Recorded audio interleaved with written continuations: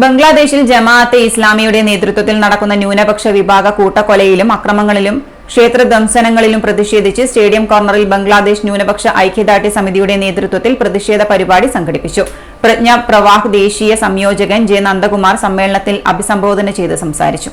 സ്വതന്ത്രമാക്കപ്പെടുമ്പോൾ ഭാരതത്തിന്റെ വിഭജനത്തിന് തൊട്ടുമുമ്പ് 28% ഉണ്ടായിരുന്ന ഹിന്ദുക്കൾ എങ്ങനെയാണ് 4 വർഷങ്ങൾ കൊണ്ട് 22ലേക്കോ 21 മേലെ 22 താഴെയിലേക്ക് എത്തിയത്?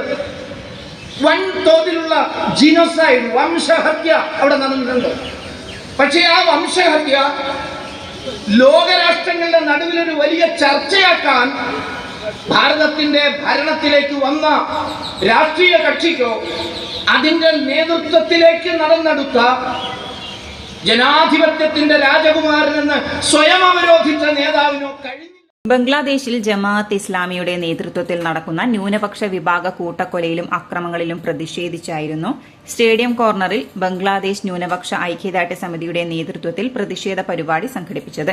പരിപാടിയിൽ കണ്ണൂർ അമൃതാനന്ദ മഠം സ്വാമി അമൃത കൃപാനന്ദപുരി അധ്യക്ഷത വഹിച്ചു. RSS പ്രാന്ത സംഘ് ചാലക് advocate KK Balram, O Ragesh എന്നിവർ സംസാരിച്ചു. ഐക്യദാർഢ്യ സന്ദേശം നൽകാൻ ശിവഗിരി മഠം പ്രേമാനന്ദ സ്വാമി, ബ്രഹ്മകുമാരീസ് ജില്ലാ in charge sister Sabitha, bishop house father സിലാരിന, ISKON മന്ന ചന്തുപ്രഭു, ചിന്മയ മിഷൻ സെക്രട്ടറി മഹേഷ് ബാലിക, വാണിയ സമുദായ സമിതി സംസ്ഥാന പ്രസിഡന്റ് V വിജയൻ മാസ്റ്റർ, പട്ടിക സമാജം സംസ്ഥാന ജനറൽ സെക്രട്ടറി തെക്കൻ Sunilkumar, SNDP unit secretary PP Jayakumar, Yadava Sabha ജില്ലാ secretary Premarajan, Thiyya Mahasabha state secretary Sadanandan, Hindu Aikyavedi ജില്ലാ പ്രസിഡന്റ് VS ഷേണായി, BJP ദേശീയ സമിതി അംഗം രഘുനാഥ്, ഹിന്ദു ഐക്യവേദി സംസ്ഥാന സെക്രട്ടറി ശ്യാം മോഹൻ എന്നിവർ എത്തി.